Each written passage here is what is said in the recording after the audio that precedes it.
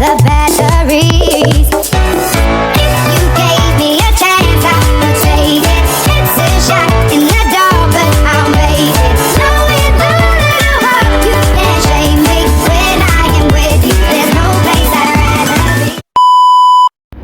Bismillahirrahmanirrahim. Assalamualaikum warahmatullahi wabarakatuh. Salam sejahtera bagi kita semua. Salam, Om Swastiastu, Namo Buddhaya, salam kebajikan. Perkenalkan, nama saya Muhammad Fadli. Saya merupakan peserta Latsar CPNS Mahkamah Agung Republik Indonesia tahun 2025. Gelombang kedua, angkatan 10, kelompok 3.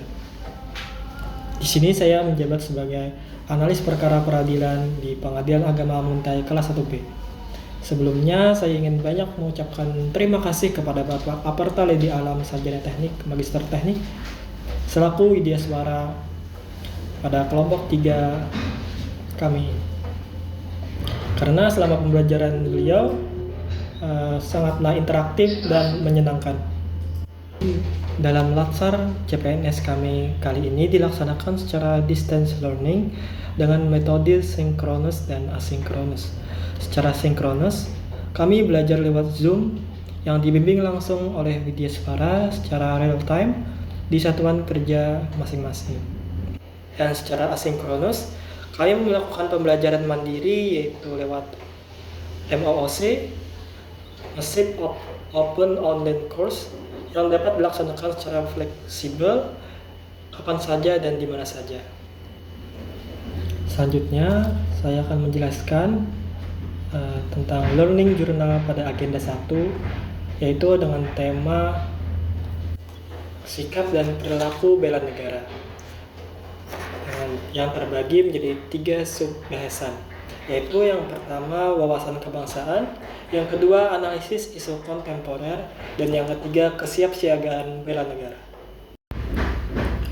Baik, memasuki sub-bahasan yang pertama, yaitu wawasan kebangsaan.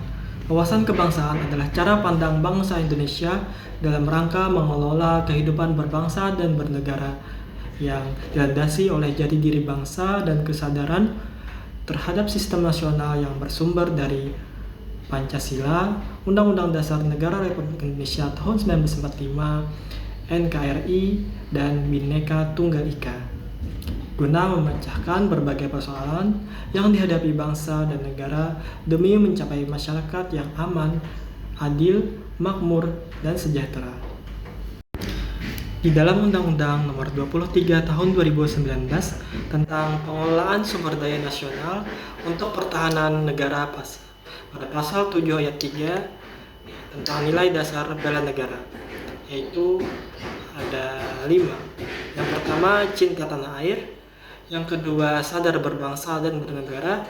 Yang ketiga, setia pada Pancasila sebagai ideologi negara. Yang keempat, rela berkorban untuk bangsa dan negara. Dan yang kelima, kemampuan awal bela negara. Setelah pembelajaran wawasan kebangsaan selesai, kami pun mendapatkan tugas kelompok, yaitu membuat sebuah podcast dialog kebangsaan dengan tema visualisasi bangsa yang dapat menggugah rasa cinta tanah air dan bangsa, kampanye bangga berbangsa dan bernegara Indonesia. Dan alhamdulillah kami pun dapat menyelesaikan tugas tersebut dengan lancar dan juga dapat menambah wawasan kebangsaan serta rasa cinta tanah air kami terhadap bangsa Indonesia. Selanjutnya yaitu masuk sub bahasan yang kedua, yaitu analisis isu kontemporer.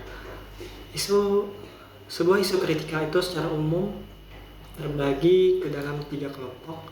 Yang pertama yaitu current issue, yaitu isu yang terjadi saat ini. Yang kedua yaitu emerging issue, yaitu isu yang perlahan-lahan masuk dan menyebar di ruang publik. Dan yang terakhir, ketiga, yaitu potensial issue, yaitu isu yang belum nampak namun berpotensi untuk merebaknya isu tersebut di masa depan. Dalam menentukan suatu isu juga kami diajarkan tentang berbagai teknik, yaitu teknik tapisan. Teknik tapisan seperti USG, yaitu urgency, seriousness, dan growth. Urgency yaitu seberapa mendesak suatu isu harus dibahas. dianalisis dan ditindaklanjuti.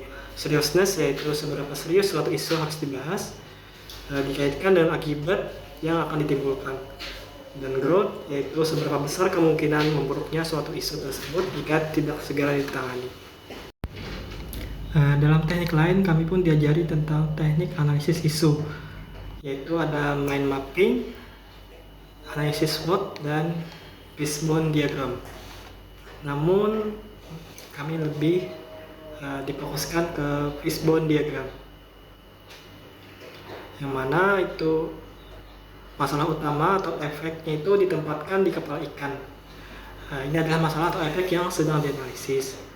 Terus tulang utama yaitu yang menyebar di tulang punggung utama mewakili kategori utama dari kemungkinan penyebab, seperti manusia, yaitu faktor manusia seperti keterampilan, pelatihan, dan kelelahan.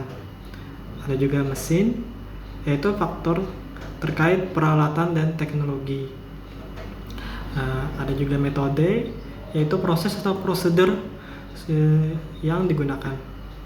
Dan ada material, yaitu bahan yang digunakan dalam proses, serta environment atau lingkungan, faktor yang seperti kondisi kerja, suhu, ataupun kebisingan. Selanjutnya kami pun mendapatkan tugas kelompok terkait analisis isu kontemporer, yang mana kami disuruh untuk mencari 3 isu dan memilih salah satu isu untuk dicari masalah utamanya dan dianalisis. Kemarin isu kelompok kami yaitu yang pertama, tantangan perkembangan teknologi di pengadilan agama, implementasi e-court, litigasi, hingga akta acara elektronik. Yang kedua, tentang isu integritas dan kepercayaan publik terhadap pengadilan agama. Dan yang ketiga yaitu belum tersedianya sumber daya manusia yang memadai di pengadilan agama. Sehingga kami pun menetapkan isu yang paling mendesak, atau kami menggunakan penerapan USG, sehingga dapatlah peringkat yang pertama, yaitu tantangan isu integritas dan kepercayaan publik terhadap pengadilan agama. Selanjutnya masuki subbahasan yang ketiga, yaitu kesiapsiagaan bela negara. Di sini kami diajarkan tentang kemampuan awal bela negara, yang mana dibagi dalam 2 kategori, yaitu fisik dan non-fisik. Dalam kategori fisik yaitu kesiapsiagaan jasmani dan kesiapsiagaan rohani. Sedangkan kemampuan awal bela negara yang non-fisik yaitu secara etika atau etiket, moral, dan juga kearifan lokal. Selanjutnya, setelah materi tentang kesiapsiagaan bela negara selesai, kami pun mendapatkan tugas kelompok, yaitu membuat sebuah komitmen membangun kesiapsiagaan bela negara. Dan juga tugas individu, yaitu membuat sebuah video praktek gerakan dalam peraturan baris berbaris atau PBB dengan baik dan benar. Dan tugas individu yang lainnya yaitu membuat rencana aksi bela negara atau RABN dalam bentuk matrik yang akan nanti dipresentasikan atau direalisasikan serta dilampirkan pada laporan aktualisasi nanti. Itulah semua pembelajaran yang telah saya lewati selama agenda 1 dan juga tugas-tugas lainnya. Dan inilah tugas terakhir saya, yaitu membuat video learning journal pada agenda 1. Mungkin itu saja dari saya.